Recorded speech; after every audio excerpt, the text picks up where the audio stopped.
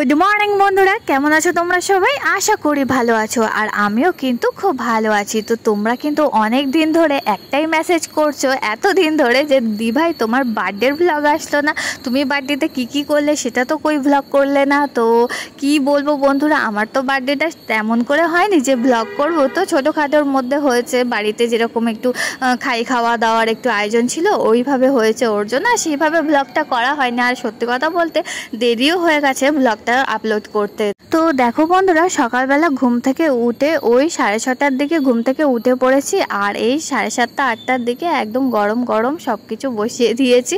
তো তোমরা তো সবাই জানো যে বার্থডে মানেই বিরিয়ানি, যেহেতু আমি ভীষণ বিরিয়ানি খেতে ভালোবাসি। এটা মানে আমার ফেসবুক বলো আর ইউটিউব বলো সবাই জানো যে আমি কতটা বিরিয়ানি লাভার। তো ওর জন্য নিজের বার্থডেতে নিজেই বিরিয়ানি করে ফেললাম। তো সেরকম কিছু সেইভাবে আইটেম করা হয়নি সত্যি কথা বলতে বন্ধুরা, ওর জন্য। আর আমি নিজেই এত বিরিয়ানি ভালোবাসি বলে ওর জন্য ভাবলাম বাড়িতে একটু ছোট করে বিরিয়ানি করে দিই। তো এদিকে আমি বিরিয়ানির জন্য সব কিছু রেডি করে নিয়েছিলাম, আর সকাল সকাল ঘুম থেকে উঠে করেছিলাম বলে ওর জন্য সকাল সকাল সব কিছু তাড়াতাড়ি করা হয়ে গেছিলো। আর এইদিকে আমি প্রেশার কুকারে মাংসটা কষিয়ে নিয়েছিলাম, আর এইদিকে মানে সব কিছু একদম রেডি করে নিয়ে বসে পড়েছিলাম বিরিয়ানিটা সাজাতে। তো আমার বার্থডে বলে এই নয় যে বাইরে থেকে মানে কিছু কিনে এনে খাওয়া হবে, সেটা আর এখন আমার কপালে নেই। তো সেটা অনেকেই সব কিছু মানে জানো ব্যাপারটা। তো ওই জন্য নিজের মতো নিজের পছন্দের খাবার একটা করলাম। আর এই দিকে দেখো বন্ধুরা, বিরিয়ানিটা কেমন হয়েছে সাজানোটা সেটাও কিন্তু কমেন্ট বক্সে কমেন্ট করে যেও। আর সত্যি কথা বলতে বন্ধুরা, আমার কিন্তু বিরিয়ানি করতে একদমই সময় লাগে না। আর আমার কাছে বিরিয়ানি করা মানে সব থেকে একদম মানে হালকা একটা মানে মেনু তৈরি করা। তো আমার কাছে বিরিয়ানি করতে একদমই সত্যি কথা বলতে সময় একদমই লাগে না।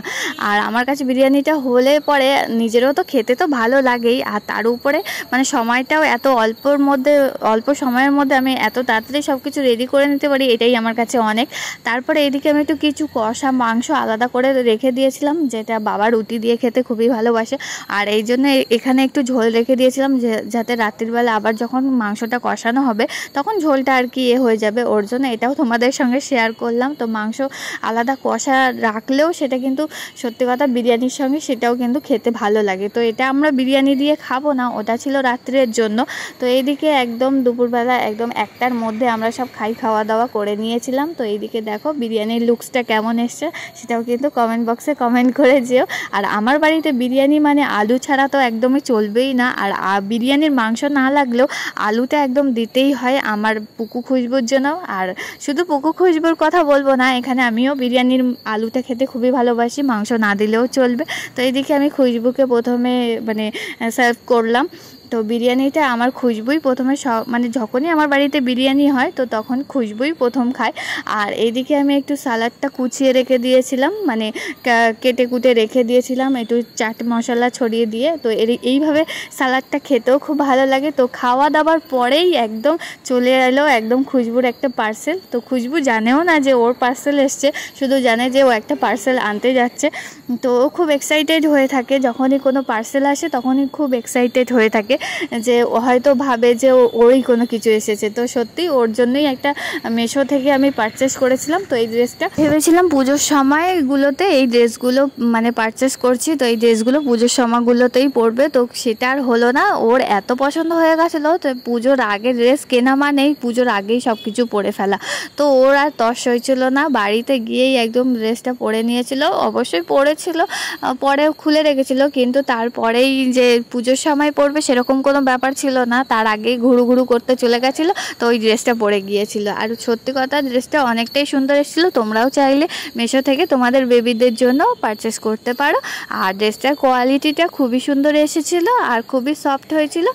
আর ড্রেসের কালারটাও খুবই সুন্দর ছিল, যেটা তোমাদের সামনে খুশবু ওপেনিং করে দেখিয়েই দিচ্ছে। তো এই ড্রেসটা যারা নিতে চাও তারা অবশ্যই গিয়ে মেশো থেকে পারচেস করে নিতে পারো। আর যদি মনে করো আমার ডেসক্রিপশান বক্সের থেকে নিতে পারো, তো সেখানে আমি লিঙ্ক দিয়ে দেবো, তো তোমরা সেখান থেকেও পারচেস করতে পারো। তো দেখো বন্ধুরা, খুশবুকে এই ড্রেসটা পরে কেমন লাগছে সেটাও কিন্তু কমেন্ট বক্সে কমেন্ট করে যেও যে খুশবুকে এই ড্রেসটা পরে কেমন লাগছে। তো খুশবু এই ড্রেসটা সত্যি কথা বলতে একদমই মানে প্রথমে পছন্দ হচ্ছিল না, যে ভাবছিল যে কেমন হবে না হবে। তারপরে যখন ও পরলো ড্রেসটা, অনেকটাই ওকে কিউট লাগছিল আর অনেকটাই সুন্দর লাগছিল। আর তোমরাও অনেকেই ওকে বলছিলে যে এই ড্রেসটা পরে খুশবুকে অনেক ভালো লাগছিল। আর যারা যারা বলছিলে তারা কিন্তু অবশ্যই কমেন্ট করেছো। আর এই দিকে দেখো বন্ধুরা, সন্ধ্যেবেলার দিকে একটু পায়েস করেছিলাম, আর পায়েসটা একদম অল্পই করেছিলাম, শুধু বাড়ির মানুষজনদের মতনই করেছিলাম। আর এইদিকে পায়েসটা সত্যি কথা বলতে করতামই না, যেহেতু আমার খুশবু পুকু একটু পায়েস খেতে ভালোবাসে। আর ভাবলাম যখন আজকে আমার বার্থডে আছে তো একটু পায়েস করাই যাক, একটু মিষ্টি মুখ না হলে কি আর চলে। তো চলো বন্ধুরা, আজকের ব্লগটা কিন্তু এইটুখানেই ছিল। তো তোমাদের কেমন লাগলো অবশ্যই কিন্তু কমেন্ট বক্সে কমেন্ট করে যেও। আর হ্যাঁ বন্ধুরা, যদি তোমরা ফেসবুক থেকে দেখে থাকো তাহলে কিন্তু অবশ্যই ফলো করে দিও, আর ইউটিউব থেকে দেখে থাকলে অবশ্যই কিন্তু সাবস্ক্রাইব করে দিও। আর হ্যাঁ বন্ধুরা, আমার বার্থডেতে কিন্তু তোমরা উইশ করতে একদমই ভুলোনি, আর তার জন্য অনেক অনেক থ্যাংক ইউ, অনেক অনেক ভালোবাসা আমার তরফ থেকে। তো চলো বন্ধুরা, আজকের ব্লগটা এইটুখানেই থাকলো। আর এইদিকে দেখো বন্ধুরা, একটু ছোট করে কেক টেক কাটা হয়েছিল, আর বাড়িতে সন্ধ্যাবেলা একটু বাবা মিষ্টি সিঙ্গারা এগুলো এনেছিল, ওর জন্য এগুলো একটু সবাইকে দেওয়া হয়েছিল। আর এইদিকে পুকুর অবস্থাটা দেখো, পুকু কেমন কেক দেখো জিভ দেখাচ্ছে তোমাদেরকে। তো চলো বন্ধুরা, টাটা।